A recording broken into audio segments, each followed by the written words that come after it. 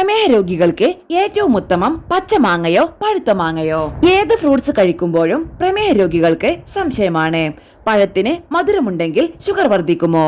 കൂടുതൽ കഴിച്ചാൽ പണിയാകുമോ എന്നെല്ലാം പ്രമേഹ രോഗികൾ എപ്പോഴും ചോദിക്കുന്നതാണ്. പഴുത്ത ചക്ക, നേന്ത്രപ്പഴം തുടങ്ങിയ എല്ലാത്തിലും ഈ സംശയം അവർ ഉന്നയിക്കാറുണ്ട്. നാട്ടിൽ മാമ്പഴക്കാലം ആരംഭിച്ചിരിക്കുകയാണിപ്പോൾ. പച്ചമാങ്ങ മാത്രമേ പ്രമേഹ രോഗികൾ കഴിക്കാവൂ. പഴുത്ത മാങ്ങ ഷുഗർ വർദ്ധിപ്പിക്കുന്നുമെല്ലാം പലരും പറഞ്ഞു തുടങ്ങി. എന്താണ് സത്യാവസ്ഥയെന്ന് പരിശോധിക്കാം. മാമ്പഴം പഴുക്കുമ്പോൾ അതിലെ അന്നജത്തിന്റെ അളവ് സ്വാഭാവികമായി ഗ്ലൂക്കോസ്, ഫ്രക്ടോസ്, സൂക്രോസ് തുടങ്ങിയ പഞ്ചസാരകളായി മാറുന്നു. ഈ പ്രക്രിയ പഴുത്ത മാമ്പഴത്തെ മധുരമുള്ളതാക്കുകയും അവയുടെ ഗ്ലൈസീമിക് സൂചിക ഗണ്യമായി വർദ്ധിപ്പിക്കുകയും ചെയ്യുന്നു. ഒരു ഭക്ഷണം രക്തത്തിലെ പഞ്ചസാരയുടെ അളവ് എത്ര വേഗത്തിൽ ഉയർത്തുന്നു എന്നതിന്റെ അളവാണിത്. പഴുത്ത മാമ്പഴത്തിന്റെ GI വൈവിധ്യവും പഴുത്തതിന്റെ അളവും അനുസരിച്ച് 51നും 60നും ഇടയിലാണ്. പച്ച മാമ്പഴത്തിന്റെ GI സാധാരണയായി 41 മുതൽ 55 വരെ കുറവാണ്. കാരണം പ്രകൃതിദത്ത പഞ്ചസാരയുടെ അളവ് കുറവും നാരുകളുടെയും അന്നജത്തിന്റെയും അളവ് കൂടുതലുമാണ്.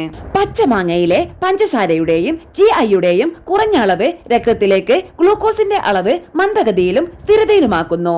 രക്തത്തിലെ പഞ്ചസാരയുടെ അളവ് പെട്ടെന്ന് ഉയരുന്നത് ഒഴിവാക്കേണ്ട പ്രമേഹ രോഗികൾക്ക് ഇതാണ് നല്ലത്.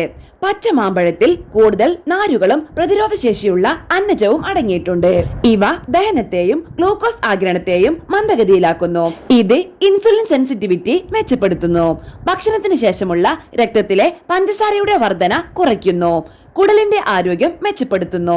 ആയുർവേദത്തിലടക്കം പച്ചമാമ്പഴം തണുപ്പ് നൽകുമെന്നും ദഹനം മെച്ചപ്പെടുത്താനും ഉപയോഗിക്കുന്നു. പഴുത്ത മധുരം കൂടുതലുള്ള മാങ്ങ കഴിക്കുമ്പോൾ ഇവ വേഗത്തിൽ ദഹിക്കുന്നു. ഇത് രക്തത്തിലെ ഗ്ലൂക്കോസിന്റെ അളവ് പെട്ടെന്നുയർത്തും. എന്നാൽ ശ്രദ്ധിക്കണം, പ്രമേഹ രോഗികൾക്ക് പച്ചമാങ്ങ ഗുണങ്ങൾ നൽകുമെങ്കിലും മിതമായ അളവിൽ മാത്രം കഴിക്കുക. പാകം ചെയ്തതോ സാലഡുകളിൽ ചേർത്തോ വേവിച്ചതോ അരച്ചോ കഴിക്കാം.